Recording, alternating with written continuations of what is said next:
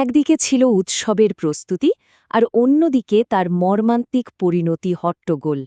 চলুন আজ আমরা গভীরে গিয়ে দেখি কিভাবে ফুটবলের রাজপুত্রকে স্বাগত জানানোর এক স্বপ্নের আয়োজন একটা ভয়াবহ দুঃস্বপ্নে পরিণত হল।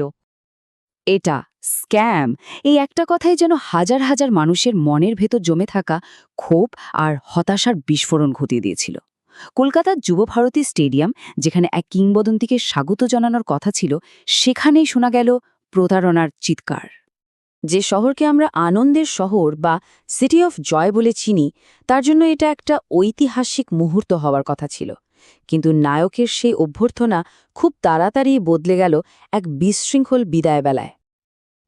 দেখুন, সময়ের সাথে সাথে কিভাবে পরিস্থিতিটা নিয়ন্ত্রণের বাইরে চলে গেল। মাত্র কয়েকটা মিনিটের ব্যবধান। 11:48 যা ছিল শুধু টিটকিরি, 12:05 মধ্যে তা চেয়ার ছোড়াছুড়িতে পরিণত হল। কিন্তু কেন হলো এমন?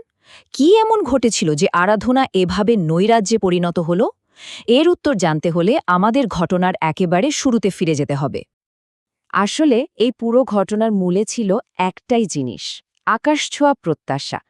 গোট্টুর নিয়ে পুরো শহর জুড়ে যে উন্মাদনা তৈরি হয়েছিল, তাকে শুধু মেসি ম্যানিয়া বললে হয়তো কম বলা হবে। এটা ছিল একটা আবেগের সুনামি। ভক্তদের ভালোবাসা, বা বলা ভালো পাগলামিটা একবার ভাবুন। কেউ নিজের কষ্টার্জিত টাকায় কিনা বাড়িটাকে আর্জেন্টিনার পতাকার রঙে রাঙিয়ে দিচ্ছেন, তো কেউ আবার বানিয়ে ফেলেছেন ৭০ ফুট উঁচু লোহার মূর্তি। এমনকি ভোর ২:৩০-এর সময় এয়ারপোর্টে হাজার হাজার মানুষের ভিড়। বোঝাই যাচ্ছে এটা শুধু একটা ইভেন্ট ছিল না, এটা ছিল ভক্তদের কাছে একটা উৎসব, একটা তীর্থযাত্রা। আর এই তীর্থযাত্রার জন্য ভক্তরা শুধু আবেগী নয়, বিনিয়োগ করেছিলেন নিজেদের কষ্টার্জিত অর্থ। একটা টিকিটের দাম পৌঁছেছিল প্রায় ২০,০০০ টাকায়। ভাবা যায়, অনেকের কাছে এটা হয়তো পুরো এক মাসের মাইনে।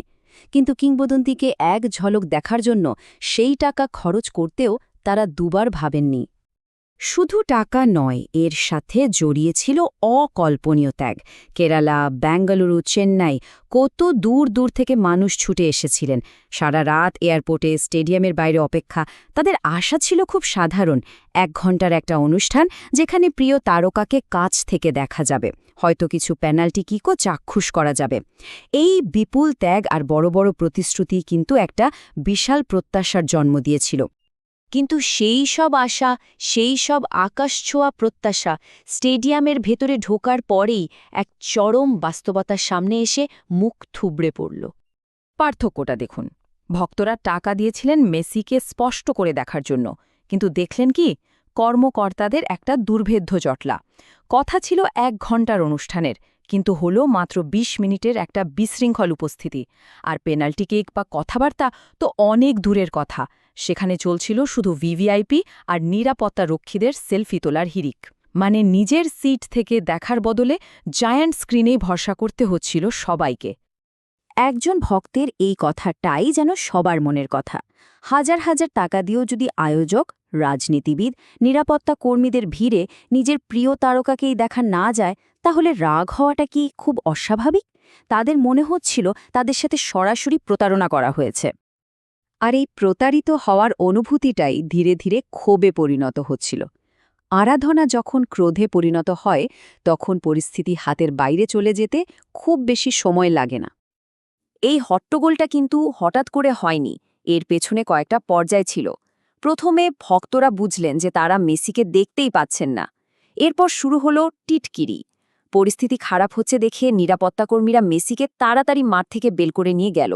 আর এটাই ছিল আগুনে ঘি ঢালার মতো। জমে থাকা সব ক্ষোভ যেন একসাথে ফেটে পড়ল। ব্যারিকেড ভাঙ্গা, চেয়ার ছোড়া, সব শুরু হয়ে গেল। এরপর স্টেডিয়ামের যা অবস্থা হলো, তা এক কথায় ভয়ঙ্কর। চেয়ার উপড়ে ফেলা হয়েছে, ব্যারিকেড ভাঙা, ব্যানার ছেঁড়া, এমনকি মাঠে আগুন ধরানোরও চেষ্টা করা হয়েছিল। যে স্টেডিয়ামটা কলকাতার গর্ব, সেটাই হয়ে উঠল ধ্বংসলীলার সাক্ষী। এই ধ্বংসলীলার পর স্বাভাবিকভাবেই প্রশ্ন উঠল, এর জন্য দায়ী কে? আর তারপরে শুরু হলো দোষারোপ, ক্ষমা চাওয়া আর ধরপাকড়ের পাড়া। সরকারের প্রতিক্রিয়া কিন্তু বেশ দ্রুত ছিল। ঘটনার কয়েক ঘণ্টার মধ্যেই পশ্চিমবঙ্গের মুখ্যমন্ত্রী মেসি আর ভক্তদের কাছে ক্ষমা চাইলেন। সন্ধ্যায় একজন অবসরপ্রাপ্ত বিচারপতির নেতৃত্বে তদন্ত কমিটিও গড়া হলো। আর সেদিন রাতেই অনুষ্ঠানের মূল আয়োজক শতদ্র দত্তকে এয়ারপোর্ট থেকে গ্রেফতার করা হলো। বোঝাই যাচ্ছিল ঘটনার অভিঘাত কতটা মারাত্মক ছিল। এরকম একটা বড় ঘটনা ঘটলে যা হয়, এখানেও তাই হলো। শুরু হয়ে গেল রাজনৈতিক দোষারোপের খেলা। বিজেপি অভিযোগ করল যে শাসক দল তৃণমূল অব্যবস্থাপনা আর কালোবাজারি করে এটাকে মেসি স্ক্যামে পরিণত করেছে। অন্যদিকে তৃণমূল আবার পুরো দোষটা চাপিয়ে দিল ব্যক্তিগত আয়োজকদের ঘাড়ে, তাদের পরিকল্পনা আর নিরাপত্তার অভাবকে দায়ী করে। এইসব দোষারোপের ঊর্ধ্বে যেটা সবচেয়ে বড় ক্ষতি হল, সেটা হল কলকাতার সম্মান। যে শহরকে ফুটবলের মক্কা বলা হয়, সেই শহরের নাম আন্তর্জাতিক সংবাদ মাধ্যমে উঠে এলো একটা ব্যর্থ আয়োজনের উদাহরণ হিসেবে। যা হতে পারত একটা গর্বের মুহূর্ত, সেটাই হয়ে দাঁড়ালো এক লজ্জার ইতিহাস। শেষ পর্যন্ত ভক্তদের মনে একটাই কথা ছিল, এক ক্ষুব্ধ অনুরাগী যেমনটা বলেছিলেন, আমরা আমাদের টাকা ফেরত চাই, এটা আমাদের কষ্ট করে উপার্জন করা টাকা। তাদের কাছে এটা শুধু হতাশা ছিল না, ছিল একটা সরাসরি প্রতারণা, একটা বিশ্বাসভঙ্গ। কলকাতার এই ঘটনাটা আমাদের সামনে একটা খুব জরুরি প্রশ্ন রেখে যায়। যখন একটা স্বপ্নের মতো আয়োজন এমন দুঃস্বপ্নে পরিণত হয়, তখন এর দায়টা আসলে কার? আয়োজকদের চূড়ান্ত অব্যবস্থাপনার, নাকি কর্তৃপক্ষের উদাসীনতার, নাকি ভক্তদের বাঁধ ভাঙা আবেগের? উত্তরটা হয়তো এত সহজ নয়।